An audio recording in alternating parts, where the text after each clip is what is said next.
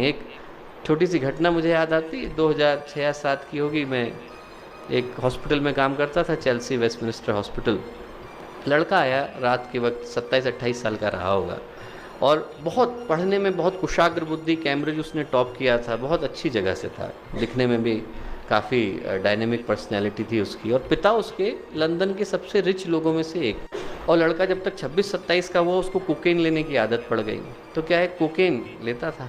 अब कोकेन लेने में क्या होता है कि एक आदत पड़ जाती है, एक बीमारी हो जाती है जिसको हम लोग बोलते हैं लिलीपुशियन हेलुसिनेशन। लिलीपुट से शब्द आया है, गुलिवर एंड लिलीपुट कहानी सुनी होगी आपने, कि छोटे छोटे इंसान दिखाई पड़ते हैं, है नहीं, पर उसको दिखाई पड़ते हैं कि मेरे शरीर पर छोटे छोटे कीड़े, छोटे छोटे इंसान चल रहे हैं। तो वो क्या करता था कि इंसुलिन की सिरिंज लेके उन आदमियों को निकालने की कोशिश करता था जो थे नहीं, imaginary figures, they were not there, उनको निकालने की कोशिश करता था। तो जिस रात को हमने देखा, 27 छेद पूरे शरीर में थे कोकेन लेने के कारण, और बिल्कुल बहुत बुरी स्थिति थी। 3 महीने लगे उसको ठीक करने में, जैसे तैसे ठीक हुआ। और एक दिन जब उससे बातचीत चल रही थी तो मैंने ऐसे ही पूछा, मैंने कहा कि बेटा तू क्रोध किस चीज़ का है, तेरे मन में भाई क्रोध किस चीज़ का है, why are you so angry? तो बोला मैं अपने पिता से बड़ा क्रोधित हूँ। तो मैंने पूछा क्यों? बोले आप एक सामान्य व्यक्ति की कल्पना करो, 18 साल का होता है तो एक एजुकेशन के लिए ट्राई कर रहा है, एजुकेशन मिल गई तो जॉब के लिए ट्राई कर रहा है, जॉब मिल गई तो फैमिली के लिए ट्राई कर रहा है, ऐसा आदमी ट्राई करता है, घर बन जाए सब। बोले मैं 12 साल का था, मुझे फरारी मिल गई, 14 साल का हुआ तो हेलीकॉप्टर मिल गया, 16-18 साल का हुआ तो बहुत बड़ी कंपनी का मालिक बन गया। कभी अपने को प्रूव करने का अवसर नहीं मिला, ऊपर जाने का कोई अवसर नहीं था, नीचे गिरने के पर्याप्त थे।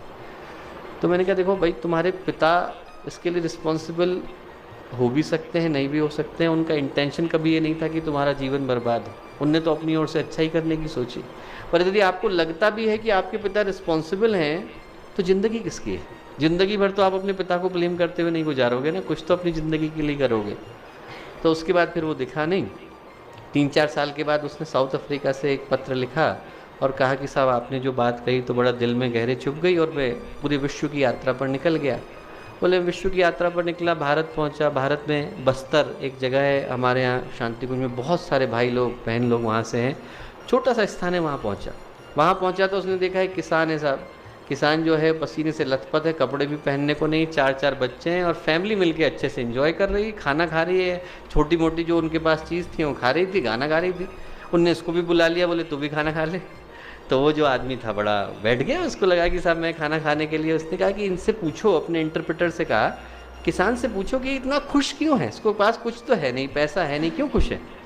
तो उसने उससे पूछा तो किसान ने जवाब दिया, उसने कहा कि साहब इनसे किसने कहा कि मेरे पास कुछ नहीं है? बोले मेरे पास परिवार है। और उसने प्रश्न बात सुनी, बोला मैंने तुरंत अगली फ़्लाइट लंदन की पकड़ी, लंदन पहुंचा, और पहुंच करके सबसे पहले अपने पिता को गले लगाया। बोले हम दोनों फूट फूट करके 4 घंटे रोए। आदमी के अंदर इतना भाव भरा हुआ है, हमको पता नहीं चल पाता, हम लोग को लगता ही नहीं, हम कभी पूछ ही नहीं पाते। हम छोटे छोटे होते हैं, अपने माता पिता से जिद कर देते हैं कि साहब आप एंड्रॉयड लेके आओ, कभी ये नहीं पूछते कि साहब आपकी छोटी सी जॉब है, लाओगे कैसे? हमारी इच्छा है, हमारी इच्छा के लिए दूसरे को तड़पना पड़ता है। कई बार हम अपने बच्चों से आशाएं कर बैठते हैं, पर हमें नहीं पता होता बच्चा इस आशा को पूरा कैसे करेगा। और मैं कहूँ कि एक बार हम लोग अपने परिवार में तो संवेदना शुरू करके देखें, पूछ करके देखें किसी का कष्ट क्या है, दूर करने के लिए क्या कर सकते हैं। दूर करने के लिए हम सब कुछ नहीं कर सकते, पर भावनाएं तो दे सकते हैं।